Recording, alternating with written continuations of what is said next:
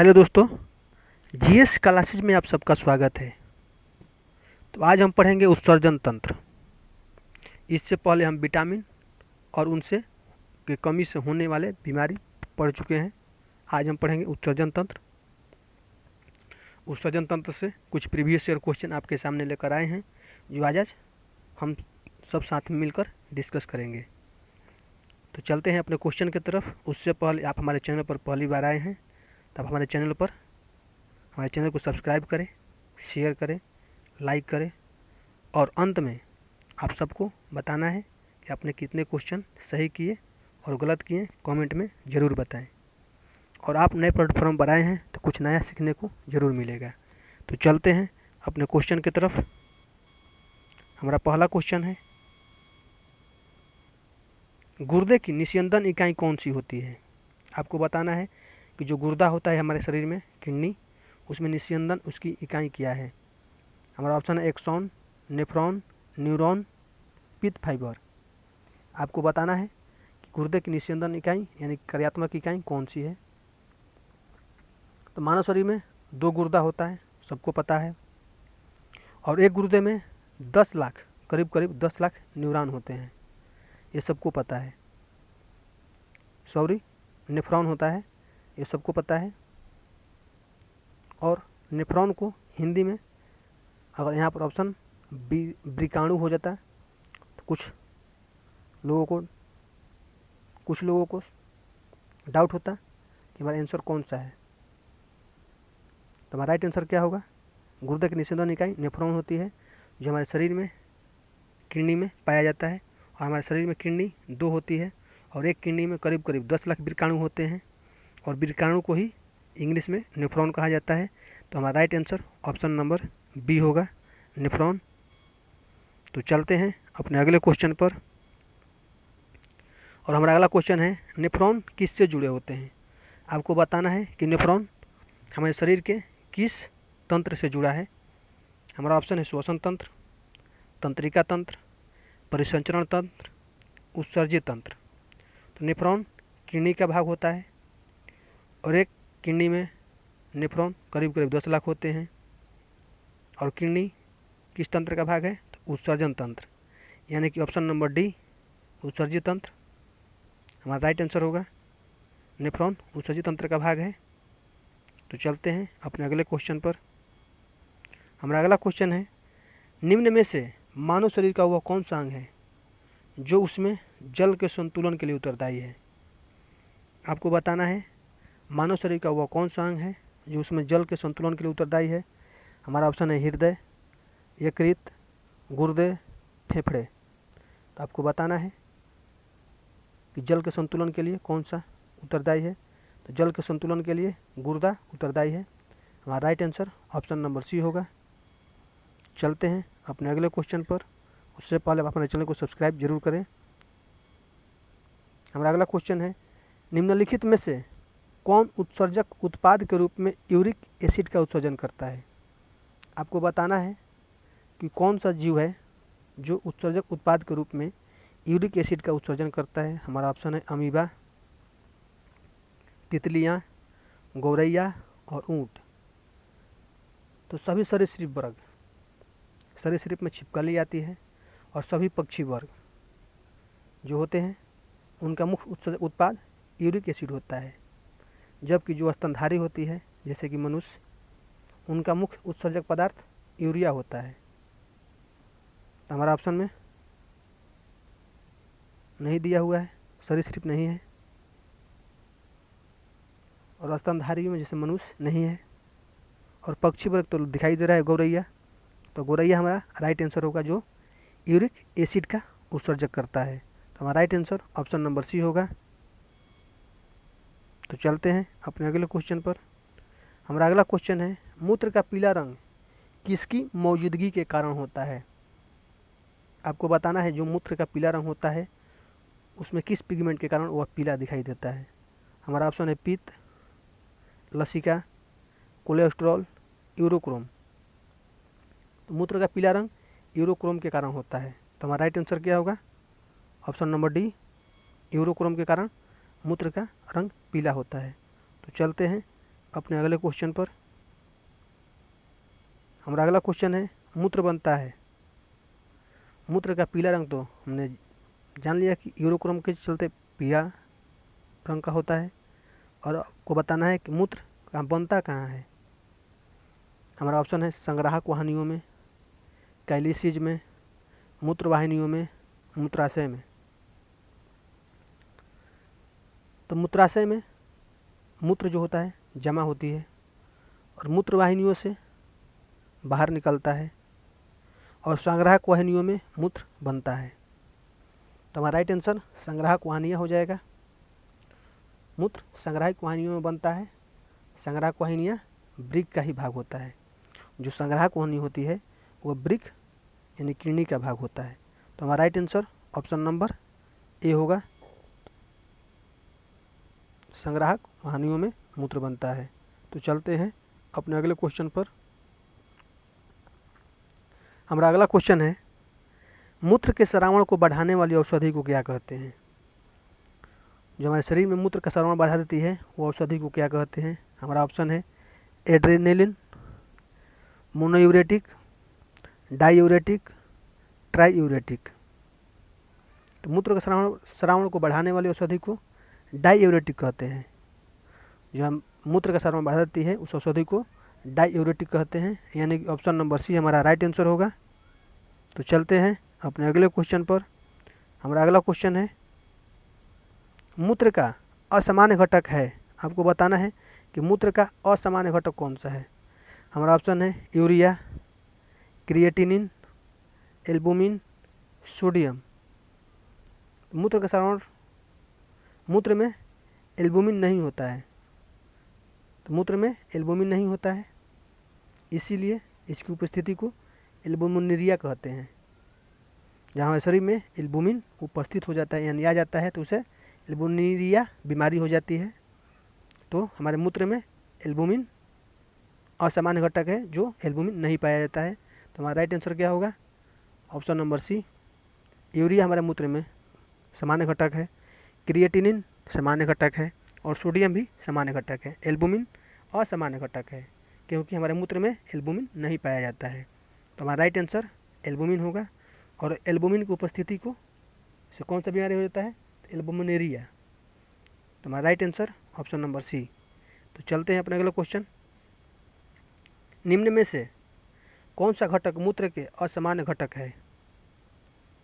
अच्छा जी, तो आपको बताना है, फिर से वही क्वेश्चन आ गया है लेकिन ऑप्शन चेंज है।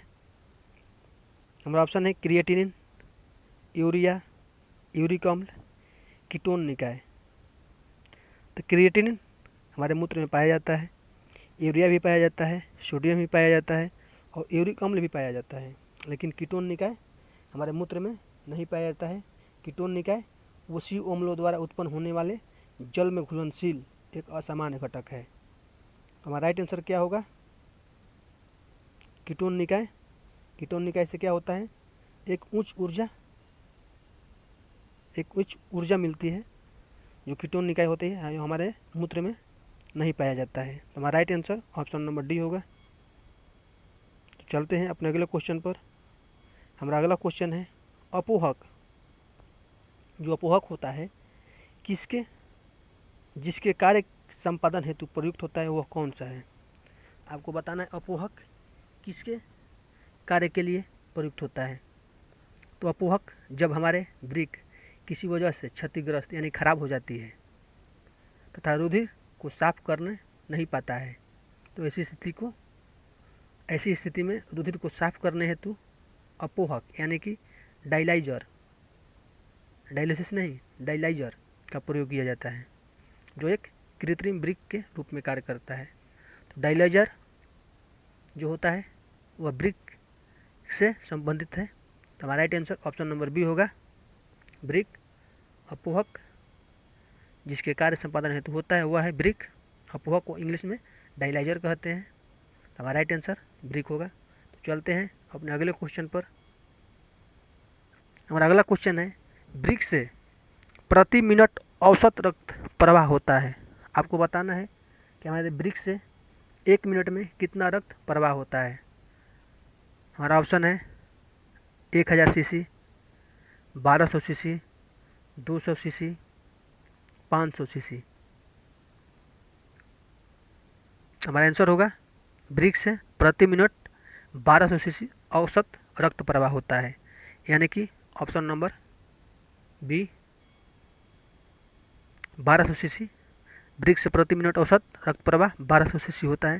तो चलते हैं अपने अगले क्वेश्चन पर, और अगला हमारा क्वेश्चन है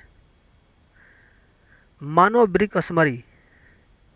स्मरी मतलब स्टोन होता है पत्थरी, जो हमारे ब्रिक में पत्थरी बन जाता है, उसमें पाए जाने वाला प्रमुख रासायनिक यौगिक कौन सा है। हमारे जो शरीर ब्रिक में पत्थरी बनती है वो किसकी वजह से, यानी कौन सी रासायनिक यौगिक से, कौन से रासायनिक यौगिक के उपस्थिति में बनता है। और हमारा ऑप्शन है यूरिक अम्ल, calcium carbonate, calcium oxalate, calcium sulphate.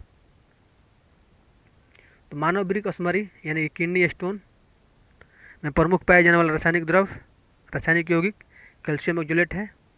और कैल्शियम ऑक्जेलेट कहाँ से प्राप्त होता है, तो हरे साग सब्जी जैसे कि पालक से और टमाटर से। टमाटर और पालक में ऑक्जेलिक अम्ल पाया जाता है और साथ ही साथ कैल्शियम भी पाया जाता है। तो हमारे जो ब्रिक में पत्थरी बनती है वो कैल्शियम ऑक्जेलेट की होती है। तो हमारा right answer option number C होगा। तो चलते हैं अपने अगले क्वेश्चन पर, और हमारा अगला क्वेश्चन है कि निम्नलिखित में से कौन मानव गुर्दे का सामान्य कार्य नहीं है। आपको बताना है कि मानव गुर्दे का सामान्य कार्य कौन सा नहीं है। हमारा ऑप्शन है रक्त में जल की मात्रा का नियंत्रण, रक्त में शर्करा की मात्रा का नियंत्रण, यूरिया को छानकर बाहर करना, कई हार्मोनों का श्रवण करना। तो रक्त में जल की मात्रा को नियंत्रण करना ये किडनी का काम है, गुर्दे का कार्य है। रक्त में शर्करा की मात्रा को नियंत्रण ये गुर्दे का कार्य नहीं है, ये किसका कार्य है, तो ये हमारे अग्नाशय का काम है, जिससे इंसुलिन स्रावित होता है और इंसुलिन शर्करा की मात्रा को नियंत्रित करता है। और शर्करा जब बढ़ जाती है तो मधुमेह रोग हो जाता है। इसीलिए शर्करा कब बढ़ता है, जब इंसुलिन की कमी होती है। और इंसुलिन की कमी से कौन सा बीमारी होता है, तो मधुमेह। मधुमेह शर्करा की वजह से, जब शर्करा हमारे रक्त में बढ़ जाता है तो मधुमेह नामक बीमारी हो जाती है। और शर्करा का नियंत्रण किसका कार्य है, तो है अग्नाशय या इंसुलिन। तो हमारा क्वेश्चन है कि गुर्दे का सामान्य कार्य नहीं है, तो हमारा आंसर हो जाएगा ऑप्शन नंबर बी, रक्त की मात्रा का नियंत्रण ये गुर्दे का कार्य नहीं है, ये इंसुलिन का कार्य है, यानी कि अग्नाशय का कार्य है। यूरिया को छान को बाहर करना ये गुर्दे का कार्य है। और कई हार्मोन का श्रवण करना, कई हार्मोन यानी अनगिनत हार्मोन का श्रवण भी गुर्दा करता है। तो हमारा राइट आंसर क्या होगा, ऑप्शन नंबर बी। तो चलते हैं अपने अगले क्वेश्चन पर, और हमारा अगला क्वेश्चन है मानव में गुर्दे निम्नलिखित में से किस प्रणाली का अंग है। आपको बताना है कि जो मानव में गुर्दा होता है वो किस प्रणाली का अंग है। हमारा ऑप्शन है न्यूट्रिएशन, ट्रांसप्रेशन, एक्सक्रिएशन, रेस्पिरेशन। आपको बताना है कि मानव में गुर्दे निम्नलिखित में से किस प्रणाली का अंग है। हमारा ऑप्शन है न्यूट्रिएशन, ट्रांसपोर्टेशन, एक्सक्रिएशन, रेस्पिरेशन। तो मानव गुर्दे एक्सक्रिएशन का कार्य है, प्रणाली का अंग है। एक्सक्रिएशन मतलब उत्सर्जन होता है, और उत्सर्जन का भाग किडनी है, उत्सर्जन तंत्र का भाग किडनी है। और हमारा ऑप्शन है ऑप्शन नंबर सी, हमारा राइट आंसर होगा। गुर्दा जो है एक्सक्रीशन प्रणाली का अंग है, तो हमारा right answer option number C. तो चलते हैं अपने अगले क्वेश्चन पर, और हमारा अगला क्वेश्चन है निम्नलिखित में से कौन सा सही है। आपको बताना है इनमें से कौन सा सही है। हमारा ऑप्शन है शरीर के में सारा रक्त किडनी के माध्यम से मिल जाता है, शरीर में सारा रक्त किडनी के माध्यम से गुजरता है, शरीर में सारा रक्त किडनी के माध्यम से शुद्ध होता है, शरीर में सारा रक्त किडनी के माध्यम से बनता है। आपको बताना है कि इनमें से कौन सा सही है। तो शरीर में सारा रक्त किडनी के माध्यम से मिल जाता है, ये बिल्कुल गलत है। शरीर में सारा रक्त किडनी के माध्यम से गुजरता है, ये भी गलत है। और शरीर का सारा रक्त किडनी के माध्यम से शुद्ध होता है, ये सही है। तो हमारा right answer option number C, option number C हमारा राइट आंसर होगा। और शरीर में सारा रक्त किडनी के माध्यम से बनता है, ये बिल्कुल गलत है। तो हमारा right answer option number C होगा। जो हमसे पूछा गया है कौन सा सही है। तो चलते हैं अपने अगले क्वेश्चन पर। और हमारा अगला क्वेश्चन है, मनुष्य शरीर में खून की शुद्धिकरण की प्रक्रिया को क्या कहते हैं। आपको बताना है कि मनुष्य शरीर में खून की शुद्धिकरण की प्रक्रिया को क्या कहते हैं। हमारा ऑप्शन है डायलिसिस, हीमोलिसिस, ओस्मोसिस, पैरोलिसिस। तो मनुष्य शरीर में खून की शुद्धिकरण की प्रक्रिया को डायलिसिस कहते हैं। तो हमारा right answer option number A, dialysis. तो चलते हैं अपने अगले क्वेश्चन पर। और हमारा अगला क्वेश्चन है, निम्नलिखित में से किसका हृदय शिरा युक्त होता है। आपको बताना है किसका जो हृदय है वह शिरा युक्त होता है। हमारा ऑप्शन है स्तनधारी, सरीसृप, मत्स्य, उभयचर। तो हमारा राइट आंसर होगा, हमारा क्वेश्चन पूछा है किसका हृदय शिरा युक्त होता है, तो होता है मछली का यानी मत्स्य का। ऑप्शन नंबर सी हमारा राइट आंसर होगा। मछली में 2 कक्ष का हृदय होता है जो रक्त को गिल्स में पंप करता है, वहाँ से रक्त शेष शरीर में जाता है। जो मछली का हृदय शिरा युक्त होता है क्योंकि इसमें केवल ऑक्सीजन रहित रक्त होता है। जो मछली में जो रक्त होता है, जो हृदय के मतलब कि जो मछली के हृदय में जो हृदय शिरा युक्त होता है उसमें जो रक्त होता है वो बिना ऑक्सीजन के होता है यानी ऑक्सीजन रहित रहता है। तो हमारा राइट आंसर क्या होगा, मत्स्य में जो हृदय होता है शिरा युक्त होता है। तो हमारा राइट आंसर सी होगा। तो चलते हैं अपने अगले क्वेश्चन पर। और हमारा अगला क्वेश्चन है, भ्रूण की अपरा कोशिका किस में सहायक होती है। आपको बताना है भ्रूण की जो अपरा कोशिका होती है वो किस में सहायक होती है। हमारा ऑप्शन है उत्सर्जन, श्वसन, संरक्षण और पाचन। तो भ्रूण की अपरा कोशिका मुख्यतः उत्सर्जन में सहायक होती है। यह भ्रूण में उपपच्य से उत्पन्न जो CO2 और यूरिया होती है आदि के अवशिष्ट पदार्थों का उत्सर्जन करता है। तो हमारा right answer option number A होगा, उत्सर्जन। तो चलते हैं अपने अगले क्वेश्चन पर। और अगला क्वेश्चन है, निम्नलिखित में से वह अंग कौन सा है जिससे पानी, वसा तथा विभिन्न अपचय यानी केटोबोलिक अपशिष्ट उत्सर्जित होते रहते हैं। हमारा ऑप्शन है प्लीहा, वृक्क, त्वचा, प्लीहा, लाल ग्रंथि। तो वह कौन सा अंग है जिसमें पानी, वसा तथा विभिन्न अपचय अपशिष्ट उत्सर्जित होते रहते हैं। तो हमारा आंसर होगा वृक्क यानी कि किडनी। ऑप्शन नंबर ए हमारा राइट आंसर होगा। वृक्क से ही पानी, वसा और विभिन्न अपचय जैसे कैटाबोलिक अपशिष्ट होता है उत्सर्जित होते रहते हैं वृक्क से। तो हमारा right answer option number A. तो चलते हैं अपने अगले क्वेश्चन पर। और हमारा अगला क्वेश्चन है, सामान्य शंभू को मसल कहते हैं। तो बताना है कि सामान्य शंभू का वसा एक लिसलिसे पदार्थ का श्रावण करता है जिसका हृदय प्रत्यारोपण में प्रयोग किया जा सकता है। इस पदार्थ में मौजूद एक विलक्षण रासायनिक यौगिक कौन सा है। आपको बताना है जो सामान्य शंभू में जो लिसलिसा पदार्थ होता है वो कौन सा है। हमारा ऑप्शन है aminophenyl alanine, hydroxy phenyl alanine, phenyl alanine, di hydroxy phenyl alanine. तो आपको बताना है जो शंभू होता है उसमें कौन सा होता है। तो सामान्य शंभू में एक लिसलिसा पदार्थ पाया जाता है। इस पदार्थ में मौजूद विलक्षण रासायनिक यौगिक है डाई हाइड्रोक्सी फिनाइल एलाइनिन यानी कि हमारा option number D right answer होगा। ऑप्शन नंबर डी हमारा राइट आंसर है। तो चलते हैं अपने अगले क्वेश्चन पर। हमारा अगला क्वेश्चन है, एक स्वस्थ मनुष्य एक दिन में कितनी मात्रा में पेशाब करता है। आपको बताना है एक मनुष्य एक दिन में कितना लीटर मूत्र तैयार करता है। हमारा ऑप्शन है 1.5 लीटर, 3 लीटर, 6 लीटर, 9 लीटर। आप सबको इसका आंसर पता है। एक मनुष्य एक दिन में करीब 1.5 लीटर मूत्र करता है या पेशाब करता है या मूत्र तैयार करता है। तो हमारा राइट आंसर क्या होगा, ऑप्शन नंबर ए 1.5 लीटर। तो चलते हैं अपने अगले क्वेश्चन पर। और हमारा अगला क्वेश्चन है, हेमिकर्डेटा की उत्सर्जक किसके द्वारा होता है। आपको बताना है जो हेमिकर्डेटा जो संघ है, समूह है, वो उत्सर्जन किसके द्वारा करते हैं। हमारा ऑप्शन है केशिका गुच्छ, प्राक वृक, मध्य वृक, पश्चिम वृक। तो जो हेमिकोडेटा संघ होता है इसके अंतर्गत आने वाले समुद्री जीव होते हैं, जो भी समुद्री जीव होते हैं वो हेमिकोडेटा संघ के अंतर्गत आते हैं। इनमें उत्सर्जन केशिका गुच्छ या केशिका गुच्छ को ग्लोमेरुलस कहा जाता है, इसके द्वारा ही अपनी उत्सर्जन करते हैं।